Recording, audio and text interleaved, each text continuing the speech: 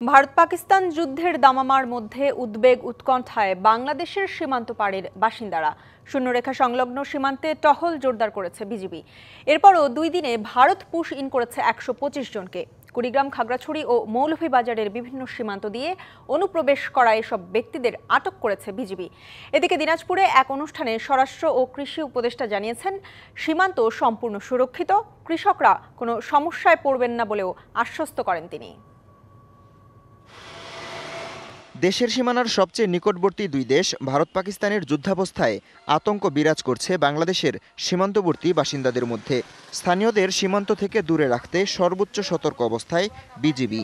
একই সাথে শূন্যরেখা সংলগ্ন সীমান্তে টহল জোরদার করা হয়েছে।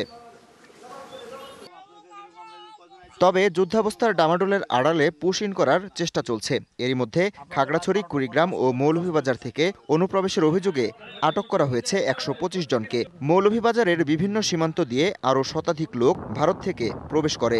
তারা আইনশৃঙ্খলা বাহিনীর চোখ ফাঁকি দিয়ে বিভিন্ন স্থানে চলে যায়। এই কারণে অপরিচিত ও সন্দেহভাজন কাউকে দেখলে তথ্য দেওয়ার অনুরোধ করেছে BGB. Colour expert, George sap এবং মাইল্ড অন হ্যান্ডস টেকনোলজি সমৃদ্ধ অরিক্স ক্রিস্টাল ওয়াশ। আপনার কোনো অসনে মানুষ যদি আসে তাইলে বিয়েটিয়ার খবর দিতে বলছে। ওরা সীমন্ত আছে, আমরা সীমন্ত থাকি, আমাদের ভয়ের চোটে আমরা আশা করি। বিজিবি মাইকিং করছে, করাই করছে যে আপনারা কেউ ভারতে যায়েন না, করেন না, ঘাস গরু টরু এলে আপনারা নিয়েন না, একটু সাবধানে থাকেন, থাকেন।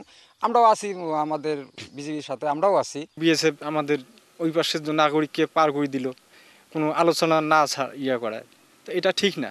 বৃহস্পতিবার সীমান্তে বিজিবির কড়া নজরদারি দেখা গেছে। বিশেষ করে ভারতের কাঁটাতারের বেড়াবিহীন সীমান্তগুলোতে সাইকেলে টহল দিচ্ছে বিজিবি। অনুপ্রবেশ ঠেকাতে সীমান্তে মোতায়েন করা হয়েছে অতিরিক্ত জনবল, বসানো হয়েছে তল্লাশি চৌকি।